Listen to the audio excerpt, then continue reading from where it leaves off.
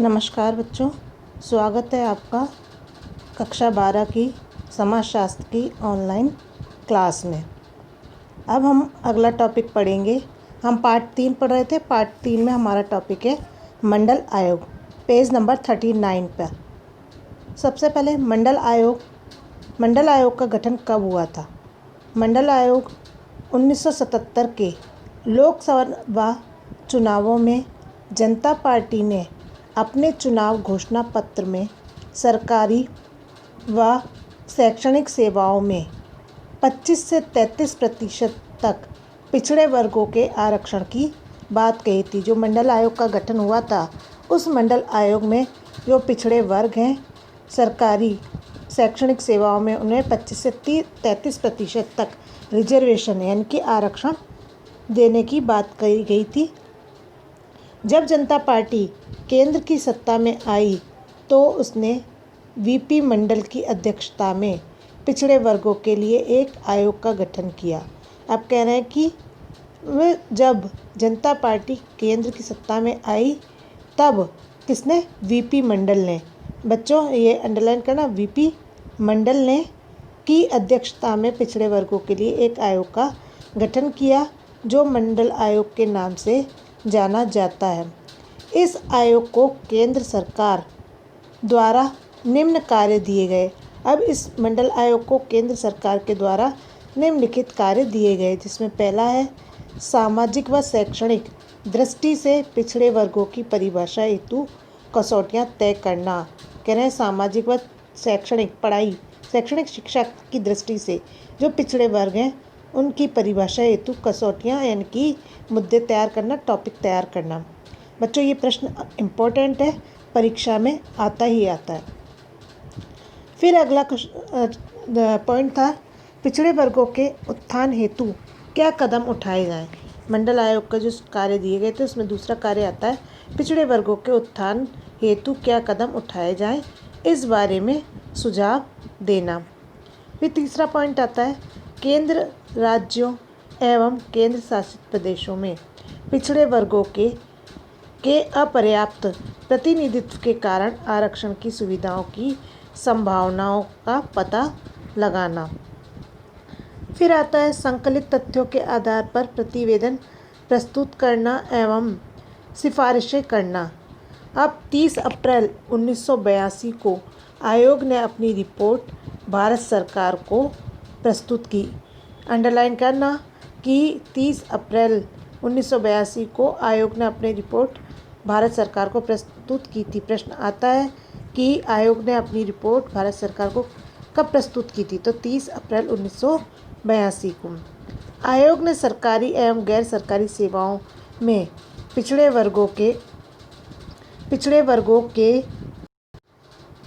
वर्गों के लिए 27% स्थान आरक्षित करने का सुझाव दिया। आयोग ने देश की 3743 जातियों को पिछड़ी जातियां घोषित किया, जिनकी जनसंख्या देश की कुल आबादी का 52% है। आयोग ने 52% स्थान आरक्षित करने की बात कही, परंतु संविधान की धारा 14 और 16 के अनुसार 50% से अधिक स्थान आरक्षित नहीं किया जा सकता तथा 22.5% स्थान पहले से ही अनुसूचित जातियों एवं अनुसूचित जनजातियों के लिए आरक्षित है। यानी 50% आरक्षण है उसमें से 22.5% स्थान पहले से ही अनुसूचित जातियों एवं जनजातियों के लिए आरक्षित है। अतः संविधान के प्रावधानों के कारण पिछड़ी जातियों के लिए सरकारी सेवाओं एवं शिक्षण संस्थाओं में 27% स्थान आरक्षित करने की सिफारिश की गई मंडल आयोग में।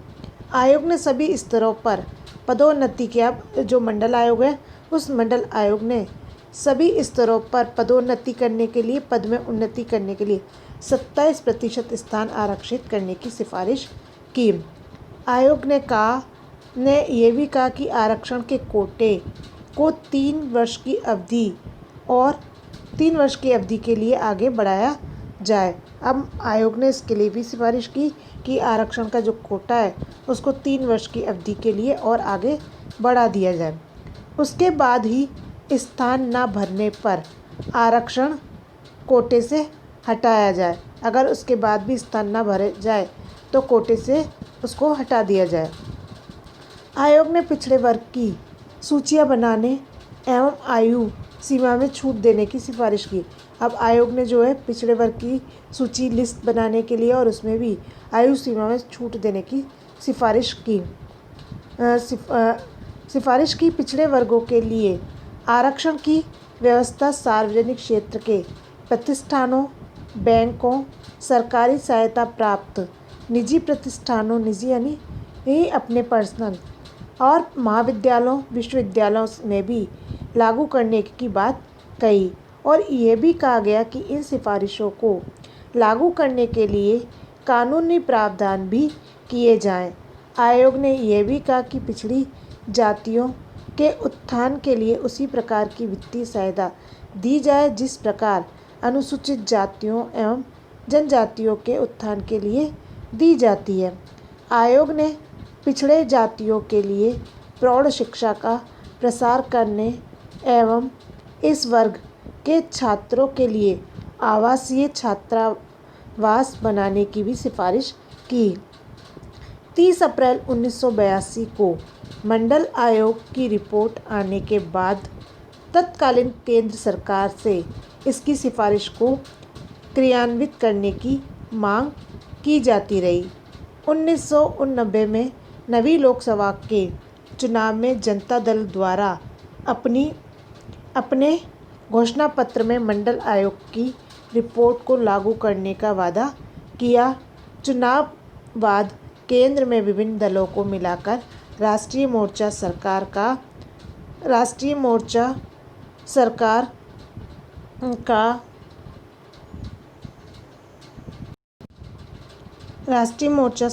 का गठन किया गया। प्रधानमंत्री वीपी सिंह को बनाया गया।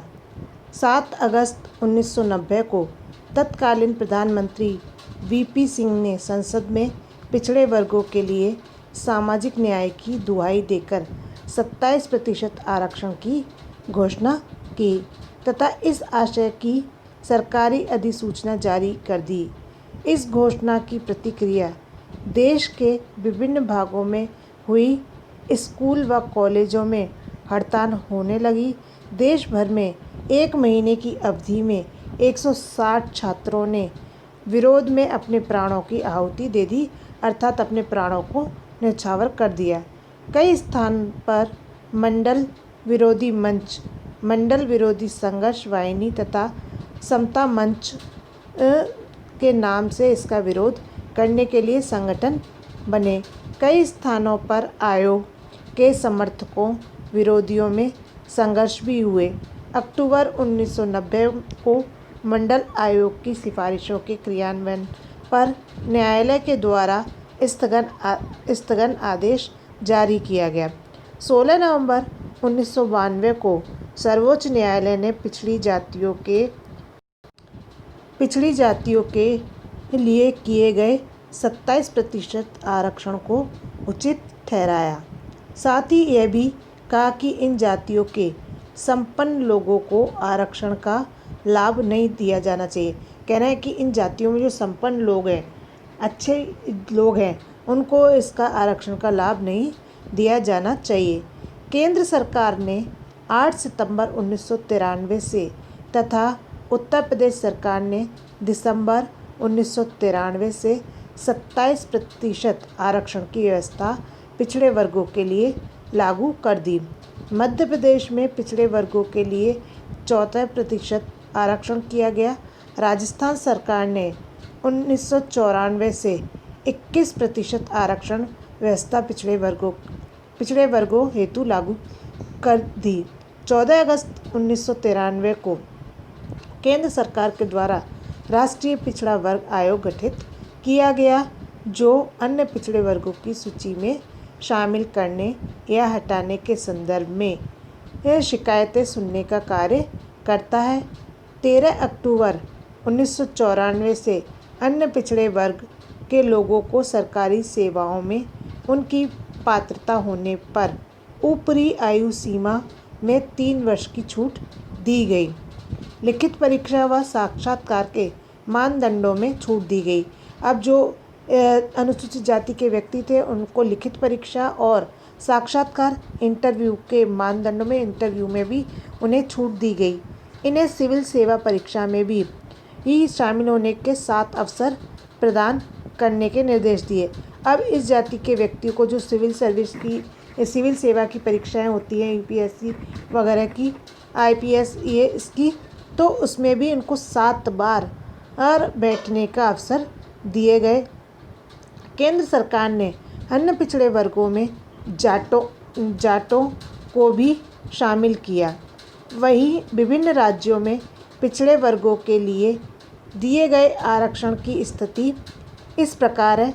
कर्नाटक में 40%, आंध्र प्रदेश में 25% और अब केरल में 25%, बिहार में 26%, महाराष्ट्र में 14%, उत्तर प्रदेश में 58 पिछड़ी जातियों और 15, जम्मू कश्मीर में 40% तथा राजस्थान में 52% जातियों को 21% आरक्षण प्राप्त है। राजस्थान सरकार ने क्रीमी लेयर की आय सीमा 2.5 लाख रुपए कर दी। राज्य सरकार ने सरकारी नौकरियों, स्थानीय निकायों, पंचायती संस्थाओं में भी 21% आरक्षण की व्यवस्था की, जिसके अंतर्गत राज्य की लगभग 42.5% जनसंख्या सम्मिलित है। मेव, पीटल, सिंधी, भोमिया एवं कुछ राजपूत जातियों को भी पिछड़े वर्गों में शामिल करने के प्रयास